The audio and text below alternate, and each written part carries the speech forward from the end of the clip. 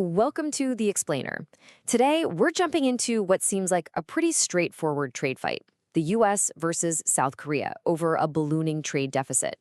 But here's the twist: the numbers, as you're about to see, don't even come close to telling the whole story. This is a crazy paradox where the very thing causing all the tension might actually be a sign of a really strong partnership. So let's get into how this whole thing kicked off. It all really starts with this one idea. You've probably heard it before, right? The argument that if a country sells more stuff to the US than it buys from us, they're basically a free rider, just taking advantage of the system. This view turns trade into a kind of winner-take-all game, and that mindset was the fuel for a pretty major policy threat. So to fix this problem, the administration put a huge threat on the table: a massive 25% tariff on pretty much everything coming in from South Korea. Now, the goal they stated was simple enough: protect American jobs, boost US factories, and, of course, shrink that trade deficit. But the weapon they chose to do it, a tariff, is a whole lot more complicated than it looks. When this threat came down, there were really two ways it could go. You had the reciprocal tariff, which is kind of a tit-for-tat move. It's about matching another country's rates to, level the playing field. But then there's the other option, the universal baseline tariff. And that one's more of a sledgehammer, a flat tax on everything, meant to be a really aggressive move.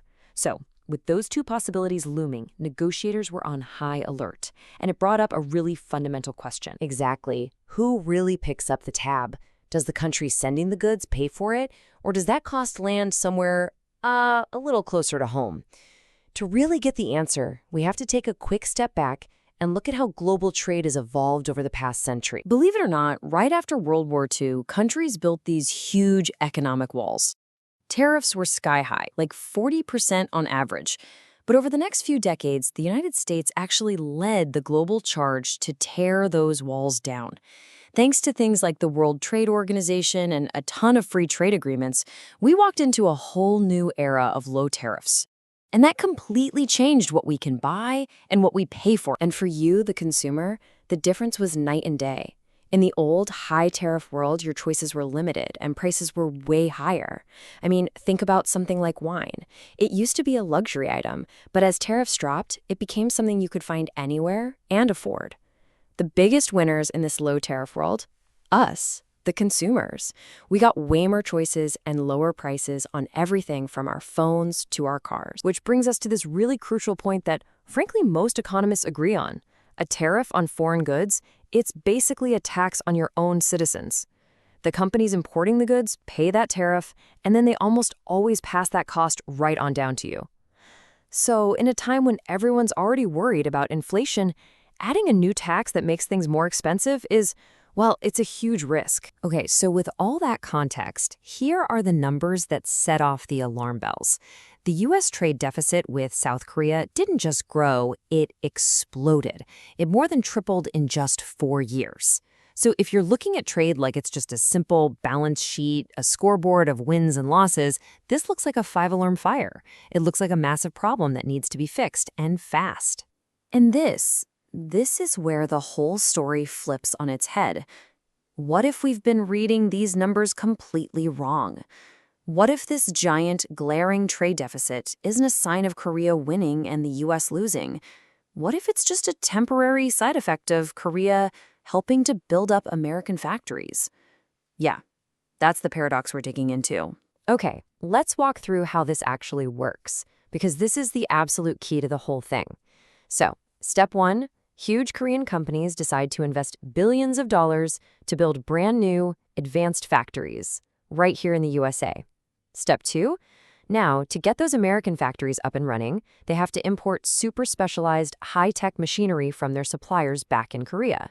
Step 3, those massive, one-time shipments of factory parts get recorded as Korean exports to the US. And that, right there, is what makes the trade surplus number blow up. The key thing to get is, the surplus isn't from Korea selling more TVs to Americans. It's from them selling factory equipment for Americans. And this isn't some abstract theory. We are talking about real, massive, game-changing investments. You've got Hyundai, which has announced plans for $21 billion in U.S. car and electric vehicle production. LG Energy is teaming up with GM on a $2 billion battery factory. That trade surplus everyone was worried about, it's literally the receipt for building the future of American manufacturing paid for by Korean companies. So how did they stop a trade war from happening? Well, this is where the Korean negotiation team did something absolutely brilliant. They took what looked like their biggest weakness, that scary trade surplus number, and they turned it into their biggest strength. They didn't apologize for it. They explained. The final deal really shows you how well this strategy worked. First thing, that 25% tariff, totally off the table. The key was that Korea laid out its entire investment plan, even gave it a formal name, the U.S.-Korea Strategic Industry Cooperation Plan, and showed how it was a direct boost to the U.S. economy. And in return, Korea only had to give up some small technical stuff, like making a few inspection processes a little smoother. They dodged the big bullets, like being forced to open up their very sensitive agriculture markets. It was just a masterclass in diplomacy. So a full-on trade war was dodged, which is great. But the story isn't quite over.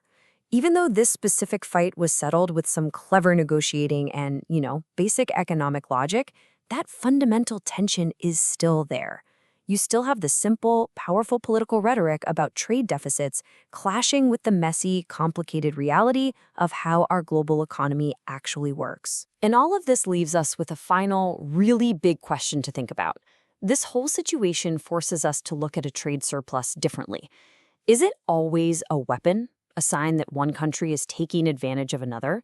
Or could it sometimes be the exact opposite, a temporary and even necessary sign of a partnership that's actually building a better future for both sides? That's the paradox.